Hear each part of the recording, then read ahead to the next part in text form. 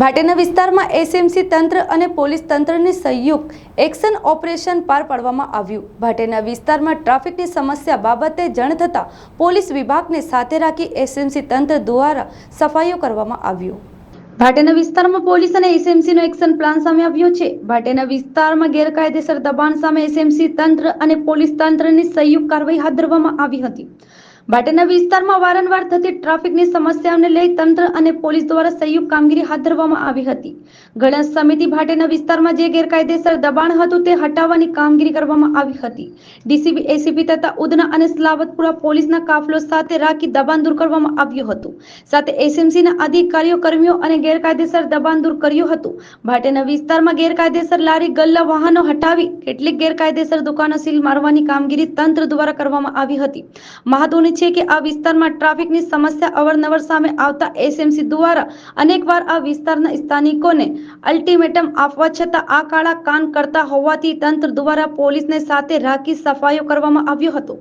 સુરતના અનેક વિસ્તારોમાં જે દબાણ હોય છે જેના કારણે ટ્રાફિકની પણ સમસ્યા વારંવાર સર્જાતી હોય છે, ત્યારે સુરત શહેર પોલીસ કમિશનર શ્રીના આદેશ અનુસાર સુરતના જે ભાટેના વિસ્તાર છે જ્યાં દબાણની જે સમસ્યા સામે આવી છે, જેને લઈ આજે પોલીસ કાફલા તેમજ પોલીસના ઉચ્ચ અધિકારીઓ સહિત આ વિસ્તારનું દબાણ દૂર કરવા માટેની કામગીરી હાલ ચાલી રહી છે। તો આપણી સાથે અધિકારી છે, તેમની પાસેથી જાણીએ કે આ બાબતે તેઓ ગુજરાત પોલીસ અત્યારે લોકોની વચ્ચે જઈ રહી છે, લોકોની સમસ્યાઓ જાણી રહી છે અને એમાંથી જે સમસ્યાઓનો ઉકેલ તાત્કાલિક ધોરણે મળી શકે એ માટે ખૂબ પ્રયત્નશીલ છે। અત્યારે એક કાર્યક્રમ ચાલી રહ્યો છે, 3 વાત તમારી 3 વાત અમારી। આ જે અમારો કાર્યક્રમ છે એ હેઠળ મહેરબાન સીપી સાહેબ સમક્ષ લોકો દ્વારા રજૂઆત કરવામાં આવી હતી કે ટ્રાફિકની સમસ્યા જે રોકડિયા બ્રિજ પાસે સર્જાય છે એના સમાધાન માટે એક વધારે સારો ઓપ્શન એ પણ છે કે માન દરવાજાથી ભાટેના બ્રિજ તરફ જતો જે રસ્તો છે, જે એક તરફનો જ ચાલુ છે, બીજી તરફ દબાણો છે, એ રસ્તો જો ખુલ્લો કરાવવામાં આવે તો આ ટ્રાફિકની સમસ્યા ઘણા અંશે સોલ્વ કરી શકાય।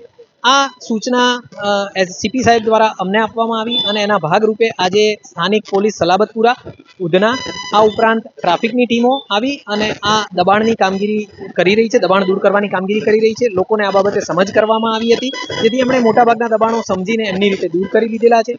એસએમસીએ પણ એમને નોટિસો આપી હતી અને એસએમસીની ટીમ પણ અત્યારે જે પણ વધારાના દબાણો છે એ હટાવવાની કામગીરી કરી રહેલ છે। હાલ અત્યારે રોડ ઉપર જે પણ કચરો અને ગંદકી દેખાઈ રહી છે એના માટે આરોગ્યની ટીમને જાણ કરવામાં આવી છે। આરોગ્યની ટીમ આવી અને આ રસ્તા ઉપરથી જે પણ ગંદકી અને કચરો છે એ દૂર કરી દેશે, એટલે સામાન્ય લોકો માટે આ રસ્તો ખુલ્લો થઈ જશે કાયમી ધોરણે અને એમની ટ્રાફિકની સમસ્યા સોલ્વ થઈ શકશે। જી સર, અહીં જ્યારે આ કામગીરી કરવામાં આવી ત્યારે અહીંના સ્થાનિકોમાં થોડા લોકોમાં રોષ પણ જોવા મળી રહ્યો હતો, શું કહેશો આ બાબતે? એમની સાથે છેલ્લા 3 દિવસથી મહેરબાન સીપી સાહેબે જે સૂચના આપી, ડીસીપી સાહેબે જે સૂચના આપી અને જેસીપી સાહેબે સૂચના આપી એ મુજબ સ્થાનિક લોકોને પોલીસ સ્ટેશન ખાતે અને એમના વિસ્તારમાં જઈ અને આ બાબતથી સમજ કરવામાં આવ્યા છે કે આ કાયમી જે દબાણો એમના દ્વારા થયા છે જેના કારણે જાહેર માર્ગ બંધ કરવામાં આવ્યો છે, એના કારણે થઈ અને લોકોની સમસ્યા વધી રહી છે, એમના પોતાના પણ પ્રશ્નો વધી રહ્યા છે, ટ્રાફિક વધી રહ્યો છે, તો એમને સમજાવટ કરી અને આ દબાણ દૂર કરવા માટે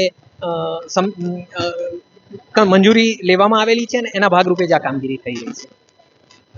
જી, આપણે જે પોલીસ અધિકારી છે તેઓ સાથે વાત કરી, તેઓ પાસેથી તેઓએ જણાવ્યું કે હાલ જે અહીં જે ભાટેના વિસ્તારમાં જે દબાણ હતું જેના કારણે અહીં ટ્રાફિકની અવારનવાર સમસ્યાઓ સર્જાતી હતી, તો અહીંના જે ટ્રાફિકના કારણે રોકડિયા જે હનુમાનજીના મંદિર પાસે જે 4 રસ્તા આવેલા છે ત્યાં પણ ટ્રાફિકની સમસ્યા જોવા મળી હતી, જેના કારણે સુરત શહેરના પોલીસ કમિશનર શ્રી અનુપમસિંહ ગેહલોતના આદેશ અનુસાર અહીં દબાણ કરીને અહીં જે ખોટી રીતે જે રસ્તો રોકવામાં આવેલો હતો તે તમામને હટાવવાની કામગીરી હાથ ધરવામાં આવી હતી। તો અહીં જે સ્થાનિકોને પણ સમજાવી આ બાબતે તેઓને જરૂરી સમજૂતી આપવામાં આવી હતી, જેથી અહીંથી જે ખોટી રીતે જે રસ્તાનું રોકાણ થાય છે, જે ટ્રાફિકની સમસ્યા જોવા મળી રહી છે તે અહીંથી સોલ્વ થાય અને અહીં જે રસ્તો જે રોડ છે તે ટ્રાફિકની સમસ્યા ના થાય તે માટેની પણ અહીં જે દબાણ દૂર કરીને કામગીરી કરવામાં આવી રહી છે। કેમેરામેન તુલસીરામ સાથે Rashmi Rana, voice India TV.